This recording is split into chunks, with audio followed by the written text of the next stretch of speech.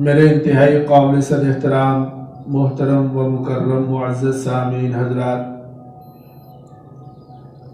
یہ سورہ دخان 25واں پارہ ابتدائی آیات میں نے آپ حضرات کے سامنے تلاوت کرنے کا شرف حاصل کیا۔ اللہ تعالیٰ سے دعا ہے کہ اللہ رب العزت جو کچھ کہا جائے مجھ کو اور آپ کو سب کو عمل کی توفیق عطا فرمائے۔ ان آیات کے بارے میں حضرات مفسرین کا بہت بڑا طبقہ اس بارے میں فرماتا ہے کہ یہ آیات لیلۃ البراءت کے بارے میں نازل ہوئی، یعنی ان آیات میں لیلۃ البراءت کی فضیلت بیان کی، ارشاد فرمائی۔ اگرچہ عام مفسرین کرام کا یہ خیال ہے کہ یہ آیات لیلۃ القدر کے بارے میں ہے جو رمضان شریف میں آتی ہے، لیکن میں نے عرض کیا کہ مفسرین کا بہت بڑا طبقہ اس بات کی طرف بھی گیا ہے کہ یہ آیات لیلۃ البراءت کے بارے میں نازل ہوئی ہیں۔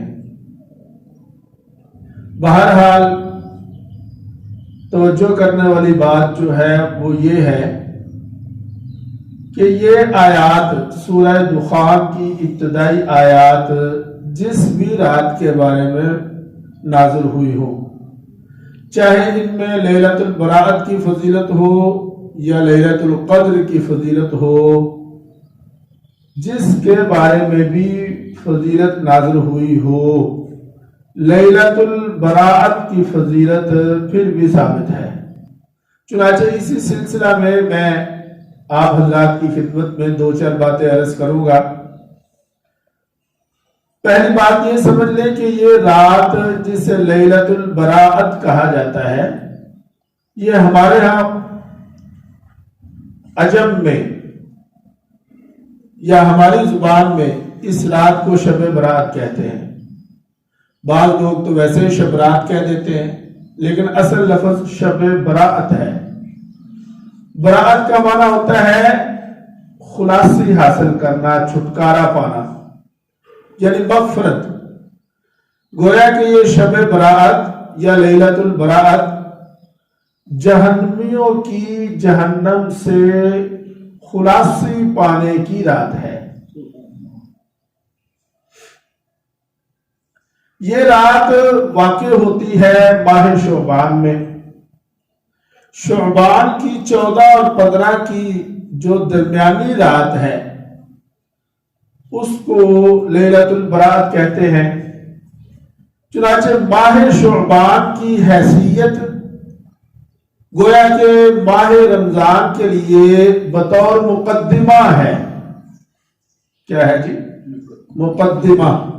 مقدمہ کسے کہتے ہیں آپ جانتے ہیں کہ کوئی بھی کتاب جب کوئی مصنف لکھتا ہے تو اصل کتاب شروع کرنے سے پہلے وہ چند سطور لکھتا ہے جسے مقدمہ کہتے ہیں۔ تو ماہ شعبان کی حیثیت ماہ رمضان کے لیے مقدمہ ہے، اور اس بات کی طرف اشارہ ہے کہ ابھی سے ماہ رمضان کی تیاری شروع کر دی جائے۔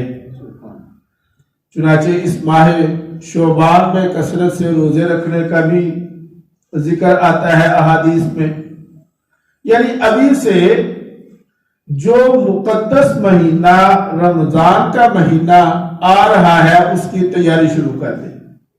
اس رات کی فضیلت کے بارے میں متعدد روایات ہیں۔ متعدد روایات کی روشنی سے یہ معلوم ہوتا ہے کہ یہ رات فضیلت والی ہے، اور اس رات میں عبادت موجب اجر و ثواب ہے۔ عام راتوں کی بنسبت اس رات میں عبادت کرنا زیادہ اجر اور ثواب کا باعث ہے۔ چنانچہ ذخیرہ احادیث میں 17 صحابہ 17 اصحاب رسول صلی اللہ علیہ وسلم ایسے ہیں جن سے لیلۃ البراءت کی فضیلت معلوم ہوتی ہے۔ 17 صحابہ کی مرویات ہیں 17 صحابہ سے مروی ہے کہ لیلۃ البراءت کی فضیلت ہے۔ اب اس سے بڑھ کر اور کیا بات ہو سکتی ہے کہ احادیث میں صحابہ کرام رضوان اللہ علیہم اجمعین کے بھی اقوال موجود ہیں۔ اگرچہ ان احادیث میں کچھ احادیث سند کے اعتبار سے کمزور ہیں، لیکن مجموعہ اس بات پر دلالت کرتا ہے کہ کسی بات پر اکثر صحابہ کا عمل یا قول ہونا اور ان کا مجموعہ کسی عمل کے ثبوت کے لیے کافی ہوتا ہے۔ چنانچہ ایک دو احادیث سن لیں۔ سرکار دو عالم صلی اللہ علیہ وسلم نے ارشاد فرمایا کہ اس رات میں کون پیدا ہوگا، کون وفات پائے گا، کس کو کتنا رزق ملے گا۔ گویا کہ اس رات میں پیدائش، وفات، رزق کے فیصلے کر دیے جاتے ہیں، جسے ہم اپنی عمومی زبان میں کہہ سکتے ہیں کہ بجٹ تیار ہو جاتا ہے۔ گویا کہ بجٹ کی رات ہے یہ، کہ اس رات پورے سال کا بجٹ بنا دیا جاتا ہے اور فرشتوں کے سپرد کر دیا جاتا ہے۔ حضرت ام المومنین سیدہ طیبہ طاہرہ عائشہ صدیقہ رضی اللہ تعالی عنہا فرماتی ہیں کہ سرکار دو عالم صلی اللہ علیہ وسلم نے یہ فرمایا کہ میرا جی چاہتا ہے کہ جب میرے اعمال کا بجٹ تیار ہو، یعنی جب میرے اعمال لکھے جا رہے ہوں، تو میں اس وقت عبادت کی حالت میں ہوں۔ بھائی عزیزو دوستو، جب سرکار دو عالم صلی اللہ علیہ وسلم یہ خواہش فرما رہے ہیں کہ جب کہ آپ معصوم ہیں، جب آپ یہ خواہش فرما رہے ہیں کہ میرے اعمال لکھنے کا وقت وہ ہو جب میں عبادت میں ہوں، تو مجھ کو اور آپ کو کتنی زیادہ تیاری کی اور اہمیت کی ضرورت ہے۔ البتہ یہ بات ذہن نشین فرما لیں کہ عبادت میں 3 باتوں کو ملحوظ رکھا جائے گا۔ انتہائی ضروری بات ہے، نوٹ فرما لیں کہ عبادت میں 3 باتیں ملحوظ ہوگی، اور ملحوظ ہوگی تو عبادت ہوگی، ورنہ وہ عبادت نہیں ہوگی، وہ زحمت ہوگی۔ عبادت کچھ اور ہی ہوگا، پھر وہ عبادت تو نہیں ہوگی۔ اور وہ 3 باتیں کون سی ہیں؟ نمبر 1، کیسے کرنی ہے عبادت، کیسے کرنی ہے۔ لہذا کوئی بھی عبادت کرنے سے پہلے یہ جان لینا ہے کہ اس عبادت کو کرنے کا سنت طریقہ کیا ہے۔ نمبر 2، کس جگہ کرنی ہے، اور نمبر 3، کن سے پوچھ کر کرنی ہے۔ اس لیے کہ آپ حضرات جانتے ہیں کہ بسا اوقات یوں ہوتا ہے کہ وقت بدلنے سے، جگہ بدلنے سے، طریقہ بدلنے سے عبادت کا حکم بدل جاتا ہے۔ ظہر کی نماز ہم نے پڑھنی ہے، تو بھائی عزیزو دوستو، ظہر کی نماز کے لیے یہ ضروری ہے کہ پہلے ہم یہ جانیں کہ اس کو کہاں پڑھنا ہے اور کیسے پڑھنا ہے۔ اس کے لیے ہم کسی ماہر شریعت کے پاس جائیں گے جو ہمیں بتائے گا۔ لہذا اگر ہم جگہ بدلیں گے، یعنی ناپاک جگہ پر نماز پڑھیں گے، تو نماز ہوگی نہیں۔ یا ظہر کی نماز ہم عصر کے وقت میں پڑھنی شروع کر دیں تو کیا ظہر ہوگی؟ بھائی عصر کے وقت تو عصر ہوگی۔ کیوں جی؟ ایک آدمی نے صبح ناشتہ نہیں کیا، وہ 12 بجے کھانا شروع کر دے اور وہ یہ کہے کہ یہ کھانا میرا ناشتہ ہے، نہیں، اب تو یہ دوپہر کا کھانا ہے، جسے ہم ظہرانہ کہہ سکتے ہیں۔ ناشتے کا وقت تو گزر گیا، ظہر کا وقت گزر گیا۔ ظہر کو ہم نے ادا کرنا ہے ظہر کے وقت میں۔ لہذا میں نے عرض کیا کہ 3 چیزوں کو ملحوظ رکھا جائے گا۔ پھر سن لیں ذرا۔ نمبر 1، کہ عبادت کیسے کرنی ہے. نمبر 1 عبادت بولو کیسے کرنی ہے. نمبر 2 کس جگہ کرنی ہے. اور نمبر 3 کس سے پوچھ کر کرنی ہے. پوچھنے کے لیے کسی ماہر شریعت کے پاس جائیں ہم. کیوں جی؟ جس طرح نیم حکیم خطرہ جان ہے، اسی طرح نیم ملا بھی خطرہ ایمان ہے. تو بھائی جب جیسے ہم ڈاکٹر کے پاس جانے میں احتیاط کرتے ہیں، ایسے ہی ہمیں مسائل کے پوچھنے میں بھی کہ کسی ماہر مستند آدمی عالم کے پاس جانا چاہیے. ٹھیک ہے نا. ادھر ادھر سن لیا، ایک نے آخیا جی لوگ ہی کہتے ہیں. بہت سے کام آج ہم کر رہے ہوتے ہیں، کیوں جی لوگ کہتے ہیں. لوگوں نے آخیا، کس نے کہا؟ یہ نہیں پتا کن نے آخیا. کوئی بات ہے یار، یہ تو شریعت ہے، ہمارے دین کا مسئلہ ہے، اس پر ہماری اخروی نجات ہے. یہ کوئی عام معاملہ تھوڑی ہے کہ وقت ٹل جائے، وقت گزر گیا تو بات ختم. نہیں، اس پر تو ہماری آخرت کی نجات کا دار و مدار ہے. لہذا اسے کیا کرنا ہے؟ ہم نے ٹھیک کرنا ہے. قرآن و احادیث سرکار دو عالم صلی اللہ علیہ وسلم کے سارے مبارک ارشادات جمع کیے جائیں، احادیث کو جمع کیا جائے تو لیلۃ البراءت یعنی شب براءت کے بارے میں 3 باتیں سمجھ آتی ہیں. میں نے کہا کہ مجموعہ احادیث کو اگر جمع کیا جائے تو شب براءت کے احکامات کے بارے میں 3 باتیں سمجھ آتی ہیں. نمبر 1 اس رات کو قیام کرنا. اس رات کو قیام کرنا. قیام کا مفہوم یہ نہیں ہے کہ پوری رات ہی جاگا جائے، کچھ حصہ بھی جاگ لیا جائے تو انشاءاللہ کافی ہوگا. اور قیام کا مفہوم یہ بھی نہیں ہے کہ کسی مخصوص وقت میں عبادت کی جائے، رات کے کسی بھی حصے میں کر لے، یا کوئی مخصوص صورتیں پڑھنا، یا کوئی مخصوص طریقہ عبادت اختیار کرنا، اور نہ کرنے والے کو گناہگار سمجھنا. کرنے والے کو تو ہم یہ سمجھیں گے کہ ایسا شخص نیکی کر رہا ہے، لیکن جو نہیں کر رہا کوئی نہیں. اللہ نے آپ کو توفیق دی ہے، اس کو نہیں توفیق دی. لہذا رات کا قیام اور دن کا روزہ، کیا جی؟ رات کا قیام 14 اور 15 کی درمیانی شب، اس رات کو قیام کیا جائے جتنی رب توفیق دے، اور دن کو روزہ رکھنا. اور اس کے بارے میں بھی یہ سمجھ لیں کہ یہاں بھی روزہ رکھنے کے بارے میں نہ افراط ہو نہ تفریط ہو. یعنی اس کو رمضان کے روزے جیسا روزہ نہ سمجھا جائے، اس کے لیے رمضان کے روزوں جیسا اہتمام نہ کیا جائے، سحری اور افطاری کا اہتمام نہ کیا جائے، سحری افطاری کے اعلانات نہ کیے جائیں، تقریبات نہ منعقد کی جائیں.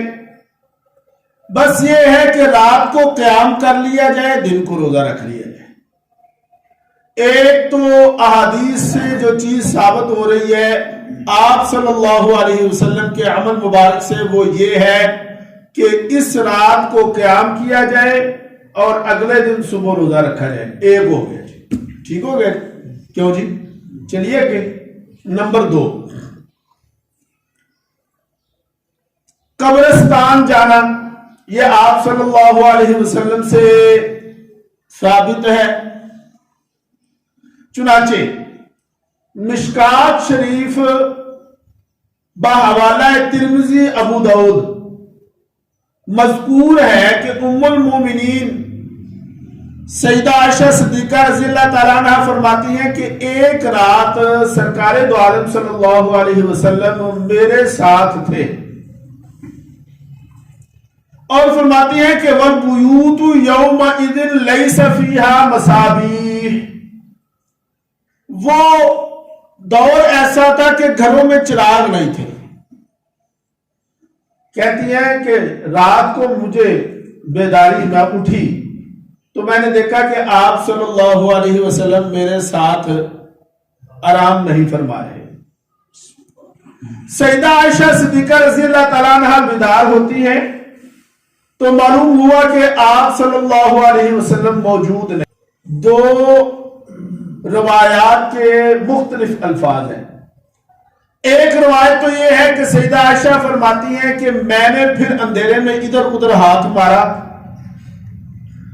تو میں نے دیکھا کہ آپ صلی اللہ علیہ وسلم حالت سجدہ میں ہیں۔ میرا ہاتھ آپ کے پاؤں مبارک کو لگا کہ آپ حالت سجدہ میں ہیں۔ سیدہ عائشہ صدیقہ رضی اللہ تعالیٰ عنہ فرماتی ہیں فوراً میرے ذہن میں یہ خیال آیا، عورت تھی نا جی، عورت تھی تو بہرحال یہ فطری چیزیں ہیں، وہ کسی میں بھی ہو سکتی ہے، کیوں جی؟ مثال کے طور پہ کھانا یہ ایک فطری چیز ہے نا، وہ نبی ہو، صحابی ہو، عام آدمی ہو، فطری چیز ہے، اس میں پائی جاتی ہے۔ غصہ، نرمی، یہ فطری چیزیں ہیں۔ چنانچہ وہ بھی عورت تھی تو فطری طور پر ان کے ذہن میں یہ آیا فوری طور پر کہ کہیں ایسا تو نہیں کہ آپ صلی اللہ علیہ وسلم میری باری میں کسی اور عورت کے پاس، اپنی ازواج مطہرات میں سے کسی اور کے پاس چلے گئے۔ میرے ذہن میں یہ آیا اور میں نے کہا کہ ان دنوں خود فرماتی ہیں کہ گھروں میں چراغ بھی نہیں ہوتے تھے، اندھیرا تھا۔ ایک تو یہ روایت ہے۔ دوسری روایت کے الفاظ یہ ہیں کہ فرماتی ہیں کہ میں نے فوری کپڑا لپیٹا اور آپ صلی اللہ علیہ وسلم کے نقش قدم پر چل پڑی۔ میں نے دیکھا کہ سرکار دو عالم صلی اللہ علیہ وسلم جنت البقیع میں ہیں اور عبادت میں مصروف ہیں۔ کوئی گل سمجھ آ رہی؟ کوئی نہیں؟ جب آپ صلی اللہ علیہ وسلم نماز سے فارغ ہوتے ہیں، سیدہ عائشہ صدیقہ رضی اللہ تعالی عنہا کی کیفیت کو سمجھ گیا کہ سمجھ گیا، فرمایا یا عائشہ، اے عائشہ اتخافین ان یحیف اللہ ورسولہ، کیا تم اس بات کا خوف کرتی ہو کہ اللہ اور اس کا رسول تم پر ظلم کرے گا؟ وہی بات کہ حضرت عائشہ کے ذہن میں کیا تھا، تو سرکار سمجھ گئے، فرمایا کیا تم یہ خیال کرتی ہو کہ اللہ اور اس کا رسول تم پر ظلم کرے گا؟ حضرت عائشہ نے جو جواب دیا اس کا خلاصہ یہ تھا کہ نہیں یا رسول اللہ۔ تو آپ نے یہ فرمایا کہ اے عائشہ کی یہ جو رات ہے یہ شب براءت ہے، لیلۃ البراءت ہے۔ اس رات میں ایمان والوں کے اللہ پاک گناہوں کو معاف کرتا ہے۔ چنانچہ میں نے یہ چاہا کہ یہ رات مغفرت کی رات ہے، اللہ تعالیٰ جہنمیوں کو جہنم سے آزاد کرتا ہے، تو میں کیوں نہ اس رات میں اپنی امت کے لیے بخشش مانگوں۔ اس واسطے میں پھر اتنے جنت البقیع آ گیا کہ اپنے امت واسطے بخشش مانگا۔ پھر آپ نے فرمایا کہ اے عائشہ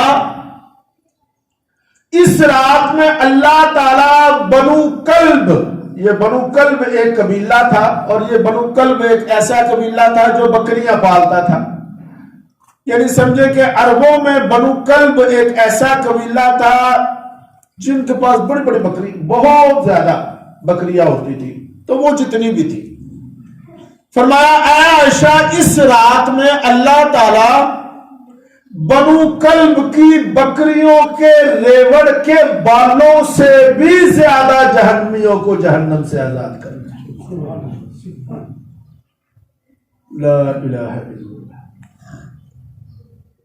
تو بھئی اب آپ حضرات کی بات یہ سمجھ آ گئی ہوگی کہ اب یہ ایک روایت ہے جس سے معلوم ہوتا ہے کہ سرکار دو عالم صلی اللہ علیہ وسلم قبرستان تشریف لے گئے۔ میں نے کہا یہ دوسری چیز احادیث کے ذخیرہ سے معلوم ہو رہی ہے۔ آپ کے عمل سے کہ قبرستان جانا. کیوں یہ گل سمجھ آ گئی؟ ہم آگے کریں گل. بڑی اہم بات ہے، وہ یہ ہے، معلوم یہ ہوا کہ آپ صلی اللہ علیہ وسلم اپنی پوری حیات طیبہ میں صرف ایک دفعہ لیلۃ البراءت کے موقع پر قبرستان تشریف لے گئے. کتنی دفعہ جی؟ ایک دفعہ. تو معلوم یہ ہوا کہ قبرستان جانا سنت تو ہے، لیکن سنت دائمہ، سنت مستمرہ نہیں. سنت دائمہ بولو یار، نہیں. سنت دائمہ، سنت مستمرہ نہیں. ایک بار آپ تشریف لے گئے، لہذا ایک بار ہی جانا. وہ گل سمجھ آ رہی؟ ایک گل ہوئی، جدوں 15 شعبان آوے تو سارے موڑے تے کئیاں چکیاں نے، کتے جا رہے جی؟ قبرستان جا رہے ہیں.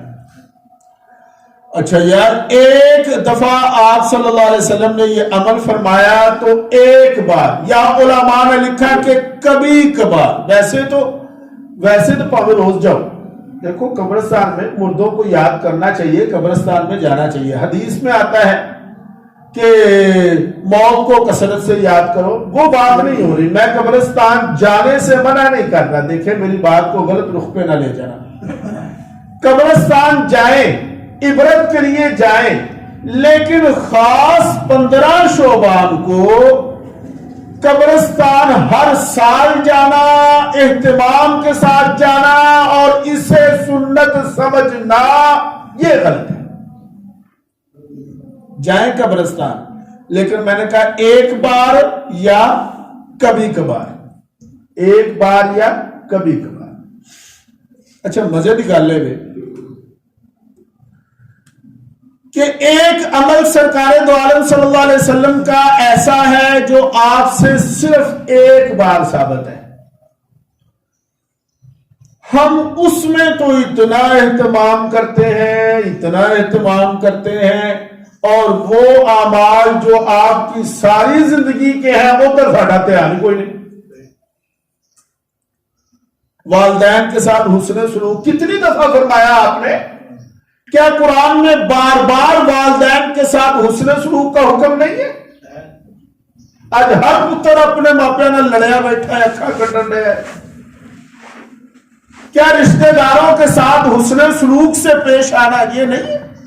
اچھا یہ چھوڑو، عبادات پر نمازوں پر ہمارا کتنا دھیان ہے جیڑی فرض ہے؟ کیوں جی؟ اچھا کہنا سننا تو مناسب نہیں ہوتا ہے. کسی وقت جماعت کے وقت مسجد میں آ کر دیکھ لے، آپ کو اندازہ ہو جائے گا کتنے نمازی ہیں. یہ ہمارے حاجی صاحب فرما رہے تھے کہ فجر کی نماز میں چند لوگ ہوتے ہیں. اچھا انہوں نے بندہ پوچھے کہ ایک عمل جس کے بارے میں شریعت کا حکم یہ ہے کہ ایک بار کرو یا کبھی کبھار کرو، اس کے لیے تم اتنا اہتمام کرتے ہو، اور دوسری طرف ایک ایسا عمل ہے جو آپ کی ساری زندگی کا عمل ہے، تو ایمان کدھر گیا؟ اللہ اکبر. یہاں پر کلیہ سمجھ لیں گے انشاءاللہ تعالی. یہ جو میں آپ کو قاعدہ بتاؤں گا یہ آپ کے ہمیشہ کام بھی آئے گا، اس کو نوٹ کر لیں اور انشاءاللہ تعالی آپ کے لیے یہ ضرور فائدہ مند ہوگا. عبادت میں اصل کیا ہے؟ عبادت میں اصل کیا ہے؟ دیکھو ادھر توجہ کرو، میری طرف دیکھو سارے. جو چیز آپ صلی اللہ علیہ وسلم سے جتنے درجے میں ثابت ہے اس کو اتنے ہی درجے میں رکھنا. کیوں جی؟ جو آپ صلی اللہ علیہ وسلم سے جتنے درجے میں ثابت ہے اسے اتنے درجے میں ہی رکھنا، نہ اس درجے سے کم کیا جائے نہ اس درجے سے بڑھایا جائے، زیادہ کیا جائے. یہ ہے عبادت میں اصل. آپ سے ایک عمل ثابت ہے فرض کے درجہ میں تو اسے فرض کے درجے میں رکھا جائے، نہ فرض سے کم کیا جائے نہ فرض سے زیادہ کیا جائے. ایک عمل آپ سے ثابت ہے سنت کے درجہ میں تو اسے سنت کے درجہ میں رکھا جائے، اسے فرض اور واجب قرار نہ دیا جائے، یہ عبادت میں اصل ہے، اپنی مرضی دے ہے کوئی نہیں۔ کیوں جی کلمہ جو پڑھیا سرکار دا تے پھر مرضی بھی تے چلنی بھی تے ہونا دی نا، یا تو نکل جاؤ نا، جی اپنی مرضی کرنی ہے پھر بھی کلمہ پڑھ کے بھی اپنی مرضی کرنی ہے، موجہ کرنی ہے نہیں تو پھر نکل جاؤ نا، خام خادہ ایک لیبل کیوں لایا ہے کہ ایسی مسلمان۔ لیکن ہم مسلمان کہلانے میں اگر فخر محسوس کرتے ہیں تو عبادت میں جو چیز جس درجہ میں ثابت ہے اس کو اسی درجہ میں رکھ کے کرنا پڑے گا، کمی بیشی کریں گے تو وہ عبادت نہیں ہوگی، وہ کچھ اور ہی بن جائے گا۔ لا الہ الا اللہ۔ اچھا جی وقت چونکہ مختصر ہے میں آگے چلتا ہوں۔ دو چیزیں، نمبر 3 خرافات سے بچنا۔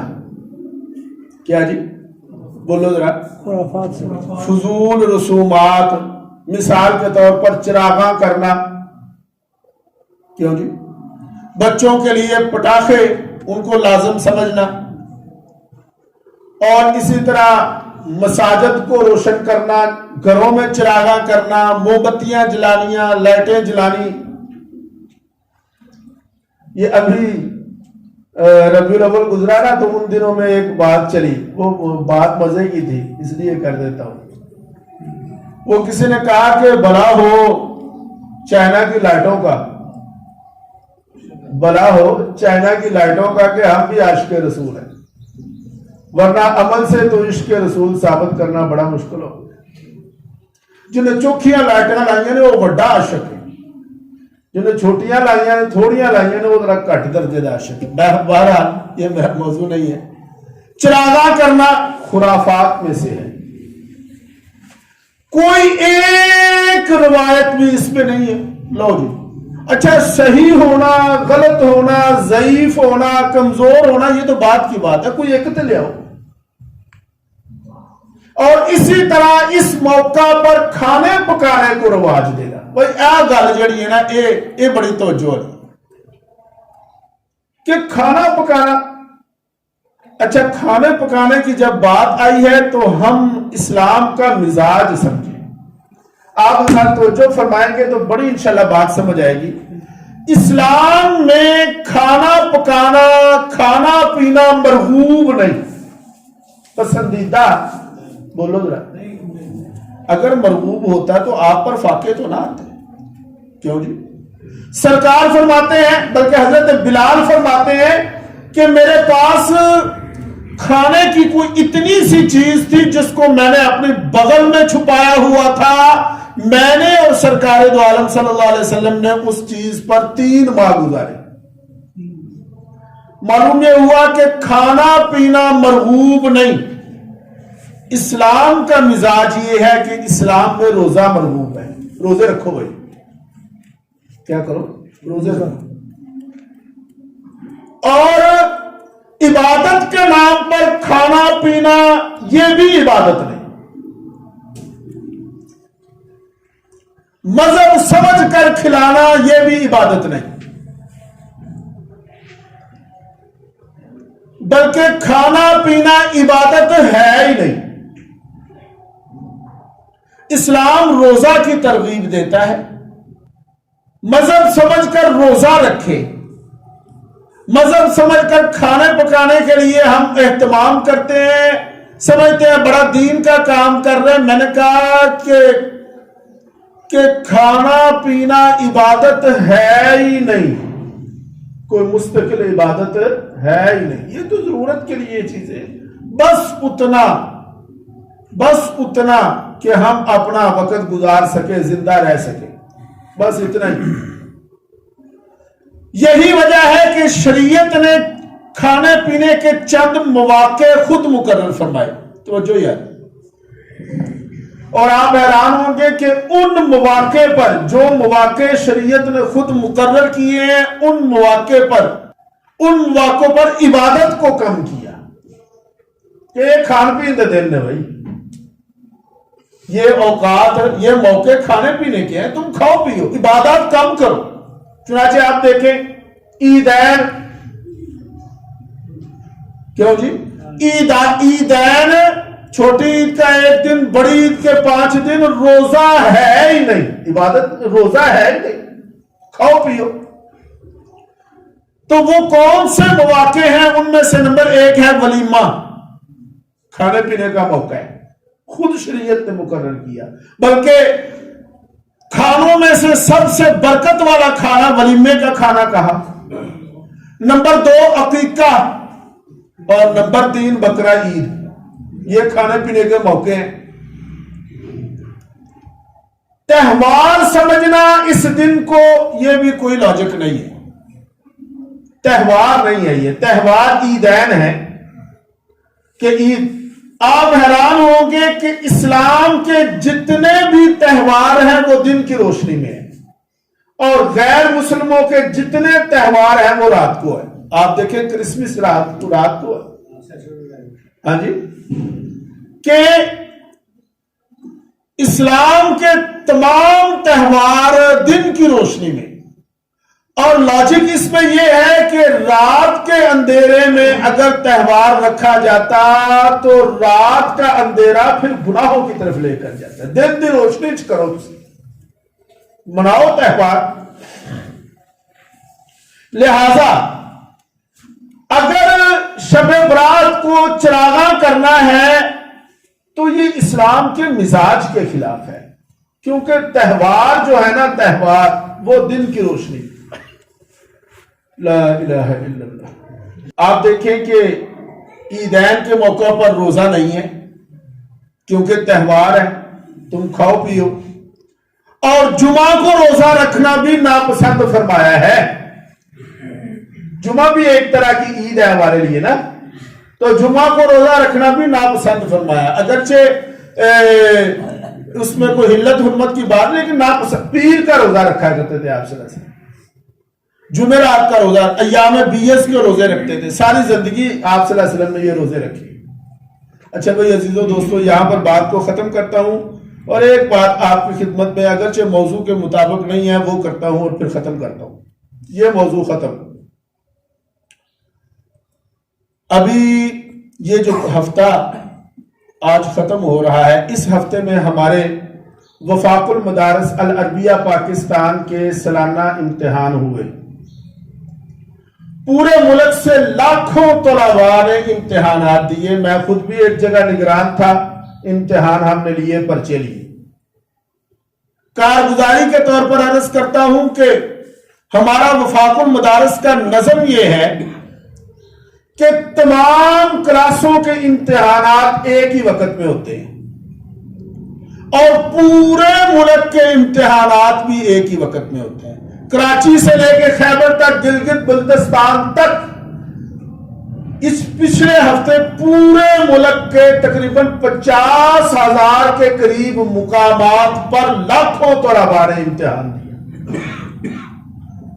ہوا یوں کہ 23 مارچ کو رات 10 بجے، آگے جو 24 مارچ بروز بدھ ہمارا سنن ابی داؤد کا پرچہ تھا وہ لیک ہو گیا۔ آپ کے شاید علم میں آیا ہوں، کیوں جی؟ وہ سنن ابی داؤد کا پرچہ لیک ہو گیا، یعنی کہ 24 مارچ بروز بدھ پورے پاکستان میں صبح 8 بجے جو پرچہ شروع ہونا تھا وہ رات 10 بجے لیک ہو گیا۔ پھر کیا ہوا؟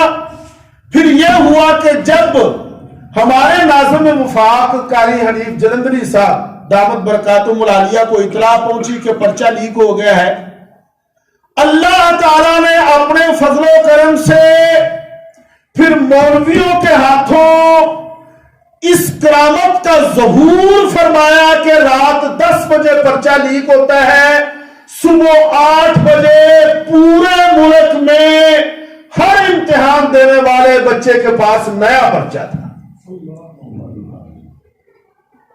کیوں جی؟ کمال نہیں ہوگی؟ مزہ نہیں آ گیا؟ تسی کہتے ہو کہ یہ مدارس کا نظام تعلیم ہمارے حوالے کرو، تمہارا حال یہ ہے کہ تمہارا اگر کہیں پرچہ لیک ہوتا ہے، آؤٹ ہوتا ہے، 4 ماہ 6 ماہ بچے کھجل ہوتے رہتے ہیں، ان کو کوئی پوچھنے والا نہیں ہوتا، ان کو کوئی بتانے والا نہیں ہوتا، ہمارا پرچہ لیک ہو جاتا ہے، اتنا بڑا سسٹم ہے، مسئلہ یہ ہے کہ وہ جو خرابی آئی اس کو کور کیسا کوئک نہیں کیا کہ رات 10 بجے پرچہ لیک ہوتا ہے، صبح 8 بجے پورے ٹائم پہ طلباء پرچہ دینے آتے ہیں، وہ جو لیک ہوا پرچہ وہ کینسل، ہر بچے کے پاس نیا پرچہ ہے الحمدللہ۔ اس لیے میں کہتا ہوں کہ تم کہتے ہو کہ اپنا نظام تعلیم ہمارے حوالے کرو، میں کہنا ذرا تسی اپنا نظام تعلیم یا کم از کم نظام امتحانات مولویوں کے حوالے کر کے دیکھو، تمہیں پتہ نہ چل جائے پھر کیا۔ اللہ تعالیٰ